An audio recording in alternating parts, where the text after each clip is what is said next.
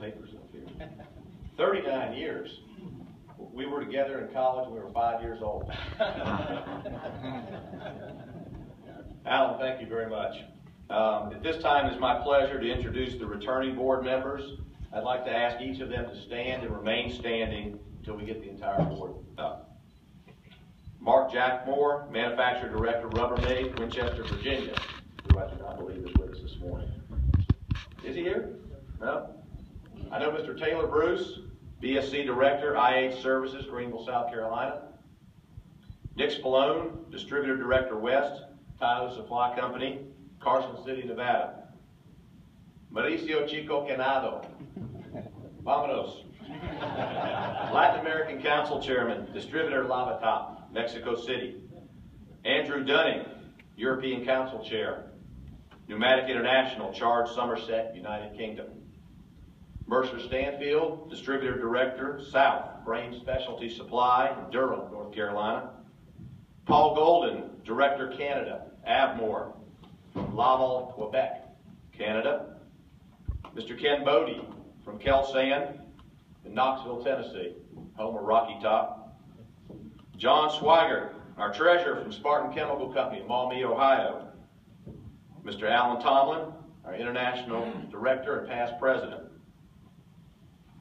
Now I'd like to welcome our new board members on and ask them to stand. Jack Hill, our manufacturer director for Minuteman International. Michael Dunn, manufacturer director, Georgia Pacific Professional in Atlanta. Daniel Josephs, distributor director North, Spruce Industries, Rahway, New Jersey. John Riches, Riches Associates in Ottawa, Canada.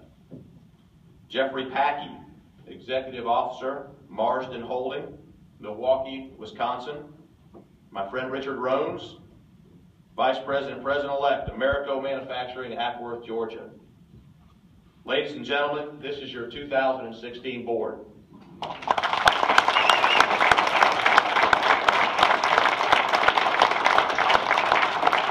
You may be seated.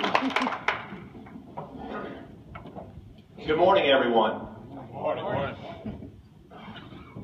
We're going to need a little more enthusiasm in here if we're going to change the way the world views cleaning. Good morning, everyone. Good morning. That's what I'm talking about.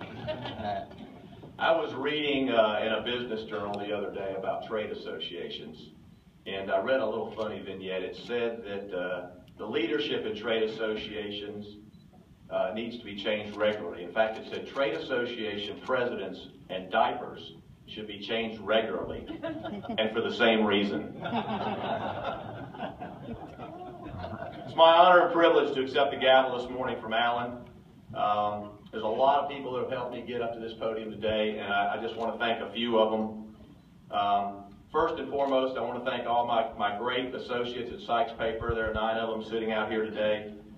These guys are the best of the best, and they allow me to be away from home and to do this work that I love doing here. So these guys operate with integrity, respect. They give great service, and I could not be more fortunate to have a team like all these folks over here. So thank you all very much for being here. Next, I want to recognize a few friends. First, I'm going to go around the room. You know, one of the greatest things about our association and the friendships that we make, it just to me is incredible. John Carroll, Bob Wyand, Kyle Ogden, some of these guys I've learned so much from and have developed such great friendships with. And I want to thank y'all for being here. Thank you for being my friend. I appreciate every one of you. A couple of very special friends that I want to recognize individually. My oldest industry friend is Jim Chittum, Sr. Now, Jim, that's not chronologically. That's just my oldest friend in the industry, okay? Jim and I have been friends since I went into business 26 years ago, and he has been a mentor, a leader, and the wisdom, Jim, that you've shared with me has been invaluable. Fritz is getting a phone call, so y'all got just a minute. Mary, bring home and get some bread and milk, Fritzy. Jim has a certain, those of you that know Jim, and I'm sure you do, has a certain way about him. He'll tell you a little story to make a point, almost like a parable, I think of it. And he's told me so many over the years And each and every, you have no idea how many of them I've taken to heart and I've used in my life and in my business. You've been a terrific friend, Jim, and I thank you very much. The other, someone else that has been a friend and a mentor to me, who couldn't be with us this morning, but John, I hope you'll share with him, is your dad, Steve. Steve Swigert took me under his wing, literally and figuratively, when I came on the board in 2000. He has been a friend, a mentor, a coach. He shared a lot of life stories with me, a lot of business experience stories with me, and he's just been wonderful. One of the things that Steve says that I try to live by is, life is short, eat dessert first.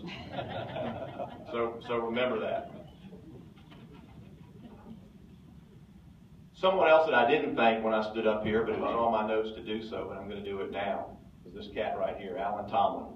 As Alan said, we've known each other, I said 38 years, he said 39. Either way, it's been a heck of a long time. Alan is a friend, a brother, because we were fraternity brothers at the University of Georgia in the late 70s. And as you might imagine, we were a little different back then. Alan went to the library. Alan was a serious student. Alan was kind of a straight arrow. Me, not so much. I spent a little more time at the fraternity house around the pool table and the bar than Alan did, and as you can tell by us today, not a hell of a lot has changed. Seriously, Alan, you've been an inspiration to us all, especially this last 12 months. You know, early in Alan's presidency, John made his decision that he was going to step aside, and Alan absolutely sprang into action, and it was incredible to watch. He formed the search committee. He conducted interviews, he negotiated contracts, and we were so very fortunate enough to find John Barrett. And he did it all with the utmost integrity and professionalism. And above all else, always respecting the process. Alan is just a terrific job you did as president. I mean, really fantastic. Up to and including last night and the surprises on here and everything. Just fantastic. So y'all please join me in giving Alan a round of applause.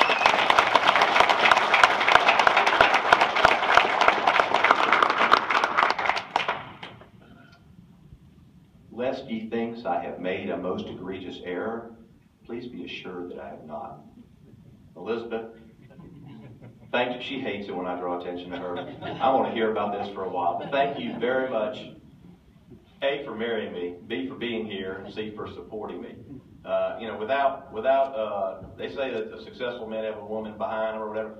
The successful men are behind a really powerful woman, and I think all of us that have wives like Elizabeth know that. She's a terrific wife, an incredible mom and stepmom, and as you know, there'll be a lot of traveling that I have to do in the next couple of years. I hope that you can go with me on all of it, but when I know there's some she can't go, the home fires will be burning bright when I get back home. So thank you very much. I love you.